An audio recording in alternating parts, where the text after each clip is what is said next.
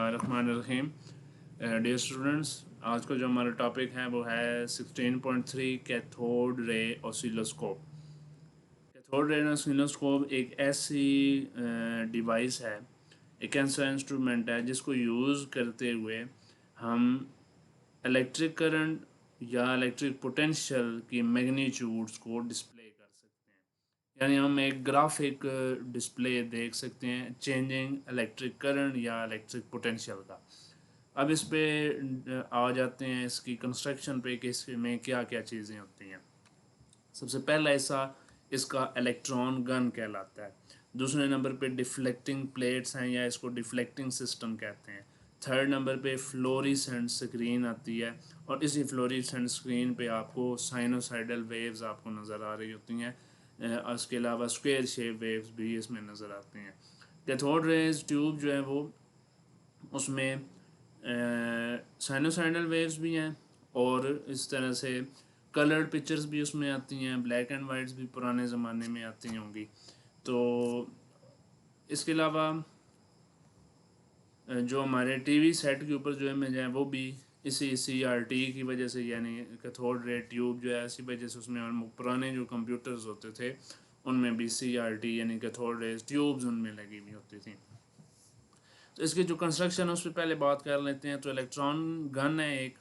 Electron gun में एक यहाँ पे अगर आप देखें 6 वोल्ट की एक सप्लाई लगी हुई है, यानी वोल्टेज लगी हुई है। यहाँ पे एक बैटरी लगी हुई है। उसके आगे एक फिलामेंट है F।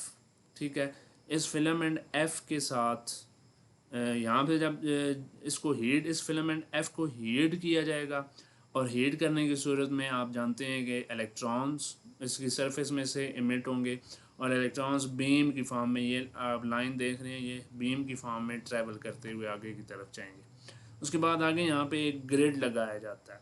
ठीक है, ग्रिड जो है इसके ऊपर नेगेटिव चार्ज होता है। ग्रिड जितना ज़्यादा ग्रिड के ऊपर नेगेटिव चार्ज होगा उतने ज़्यादा, देखें यहाँ पे इलेक्ट्रॉन आएंगे, यहाँ पे ग्रिड पे नेगेटिव चार्ज हैं तो इलेक्ट्रॉन रिपेल करेंगे। तो जितना ज़्यादा पोटेंशियल ग्रिड का होगा, ये बेसिकली ब्राइटनेस शो करती है, उतने कम इलेक्ट्रॉन्स आगे की तरफ जाएंगे तो ब्राइटनेस कम होगी। तो ग्रिड बेसिकली ब्राइटनेस जो है ना उसको कंट्रोल कर रहा होता है। उसके बाद यहाँ पे इलेक्ट्रॉन गन्स के साथ यहाँ पे आगे जो है वो एनोड्स लगाए जाते हैं। जैसे ही जो इलेक्ट्रॉन्स ग्रिड को क्रॉस कर लेते हैं वो इलेक्ट्रॉन गन में इस लगे हुए ग्रिड जो है, ये जो एनोड है, इस पे आ जाते हैं और इससे आगे एनोड जो है उनको अपनी तरफ अट्रैक्ट कर लेता है और यहाँ से एक बीम की शक्ल में आगे डिफ्लेक्टिंग सिस्टम की तरफ चले जाते हैं। अब जो हमारे पास डिफ्लेक्टिंग सिस्टम है, ठीक है, जितना ज़्यादा जितना जो डिफ्लेक्टिंग से प्लेट्स हैं, ये जो इलेक्ट्रिक गन है, ये जो इलेक्ट्रॉन बीम पास कर रही है, ये हॉरिजेंटल और वर्टिकल प्लेट्स के दरमियान से पास करती है।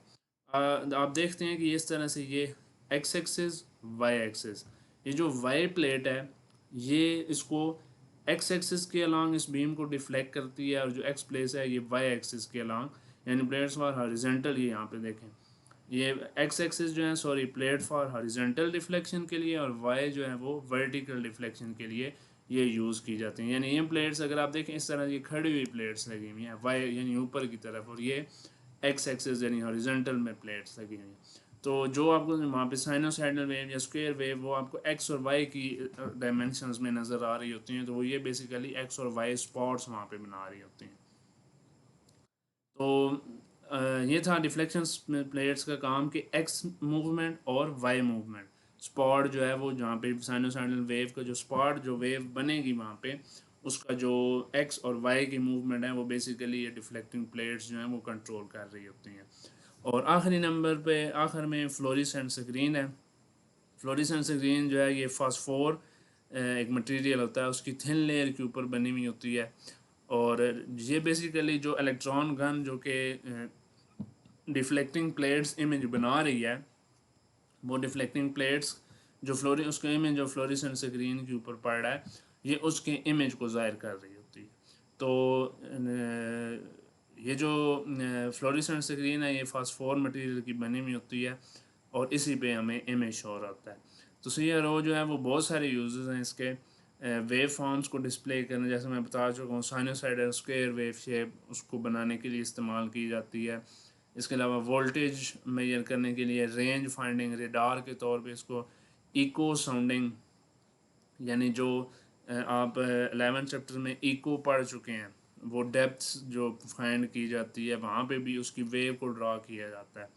हार्ट बीट ऑपरेशन थिएटर में या हॉस्पिटल्स में जो है वो एक CRO लगा होता है जिसमें हार्ट बीट की वेव जो है वो जनरेट हो रही होती है, तो वो भी एग्जांपल है CRO की, यानी कैथोड रे ऑसिलोस्कोप।